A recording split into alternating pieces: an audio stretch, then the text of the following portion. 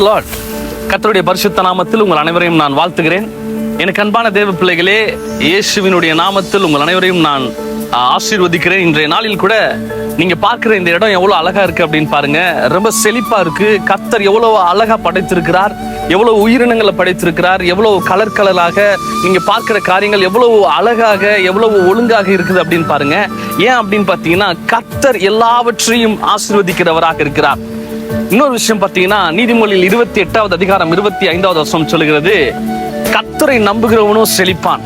நம்முடைய வாழ்க்கையில நம்ம மனுஷங்களை ஒவ்வொரு முறை நம்பும் போதும் ஏமாந்து போவோம்.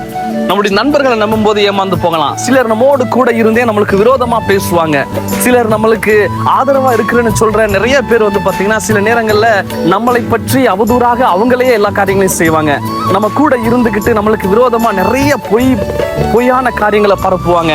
ஆனா ஒரே ஒரு விஷயம் நல்ல ஞாபகம் வச்சுக்கோங்க, கர்த்தரை நம்புகிறவன் அவன் செழிப்பான். எப்படி செழிப்பான்? அவன் பனையை போல செழிப்பான், நல்ல கேதுரு மரங்களை போல இருப்பான். நல்லா எப்பயுமே நம்முடைய வாழ்க்கையில நம்ம ஆண்டவரை பிடித்து கொண்டிருக்கும் பொழுது, வேத வார்த்தைக்கு கீழ்ப்படிந்து இருக்கும் பொழுது, ஒருவேளை உங்க வாழ்க்கையில நீங்க நிறைய பேரை நம்பி ஏமாந்து இருக்கலாம். ஒரு செழிப்பில்லாதது போல இருக்கலாம். நான் அதிகமா வேலை செய்யறேனே, நான் அதிகமா போறேனே, நான் வேலைக்கு போறேன், நிறைய பிசினஸ் பண்றேன், நிறைய காரியங்கள் செய்யறேன், ஆனா என் வாழ்க்கையில ஒரு செழிப்பு இல்லாம இருக்கிறது. நான் எவ்வளவுதான் வேலைக்கு போனாலும் என் கையில பணம் இல்லாம இருக்கிறது, பணம் நிக்க மாட்டேங்குது, என்னுடைய கடன் பிரச்சனை இருந்து ஒரு விடுவு வரலையே, என்னுடைய வாழ்க்கையில ஒரு விடுதலை இல்லையே அப்படின்னு சொல்லி நீங்க யோசிக்கிற இன்னைக்கு ஆண்டவர் உங்களை பார்த்து சொல்லுகிறார், கர்த்தரை நம்புகிறவன் செழிப்பான். நீங்க ஆண்டவரை நம்பும் போது நீங்க கையிட்டு செய்யற எல்லா வேலையிலையுமே கர்த்தர் உங்களை ஆஸ்வதிப்பார், ஒரு செழிப்பை கட்டளையிடுவார்.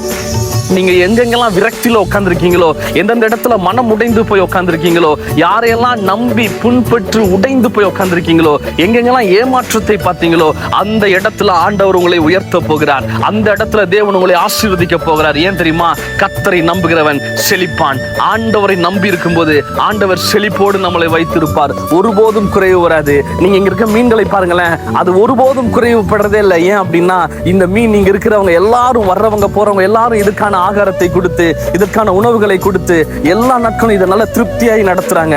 அதே போலதான் இந்த சுற்றி இருக்கிற இடமும் பாருங்க எவ்வளவு செழிப்பாக இருக்கிறதுன்னு.